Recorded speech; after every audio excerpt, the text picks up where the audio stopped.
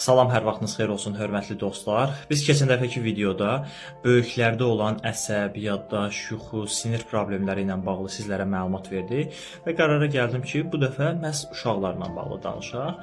Son vaxtlar valideynlərdən tez-tez eyni sözləri eşidirəm. Uşağım tez-tez əsəbləşir, diqqətini cəmləyə bilmir, yuxuya gec gedir, səhər yorğun durur. Dərsdə otura bilmir, ev tapşırıqlarını tez unudur, xırda şeylərə görə ağlayır ya da əsəbləşir. Valideyn deyir ki, bu uşaq əvvəllər belə deyildi, sonradan belə oldu. Burada söhbət tərbiyədən getmir əzizlərim, nə də uşağın nazından. Uşaq orqanizmi böyüyür, beyin inkişaf edir, sinir sistemi formalaşır. Bu prosesdə bədəndə bir şey çatmayanda uşaq bunu davranışlarla göstərir. Yuxusuzluqla, əsəblə, unutqanlıqla, hərəkətsizlikdən, sinir sisteminin pozulması kimi hallarla özünü bir üzə verir. Əziz valideynlər, əgər ki, sizin övladınızda da sadalanan problemlər varsa, onlara küllü miqdarda pul xərc edib, kimyəvi dərmanlar verməkdənsə, mənim sizə tövsiyə etdiyim 3 təbii bioloji fəallığa malik qida əlavəsi var ki, həmin o vasitələri tövsiyə edirəm.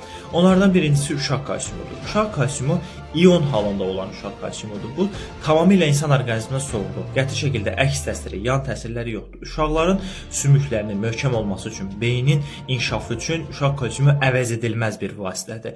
Uşaq kalsiumu istifadə edən uşaqda əsəb, stres, yorğunluq kimi hallar ola bilməz. Uşaq kalsiumu istifadə edən bir uşaq sözsüz ki, yaddaş problemindən ümumiyyətlə əziyyət çəkə bilməz. İkinci tövsiyə etdiyim vasitə heç də uşaq kalsiumundan geri qalmayan, məhz uşaqlarda qan azlığını aradan qaldırmaq üçün, uşaqlara lazım olan vitamin və mineral balansı təmin etmək üçün spirulinadır. Çünki bu spirulinanın 4 kapsulunda 1 kiloqram meyvənin vitamin və mineralları vardır. Bu vasitə istifadə edərək uşaqlarınız daha enerjili, daha gümrah ola bilərlər. Həmçinin də bu vasitəni istifadə edərək qan azlığını aradan qaldıra, qan dövranını bərpa edə, həmçinin immunitet və infeksiyon problemlərdən övladınızı qoruya bilərsiniz. Üçüncü tövsiyə etdiyim vasitə isə sinkdir. Sink diqqət və yaddaş mövzusunda vacib rol oynayır.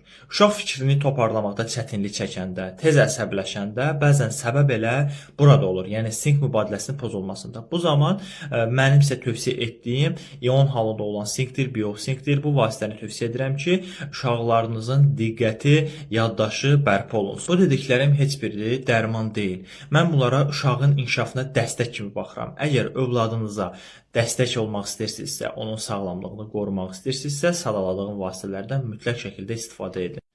Son olaraq bildirmək istəyirəm ki, uşaq rahatlayanda onun davranışı da dəyişir.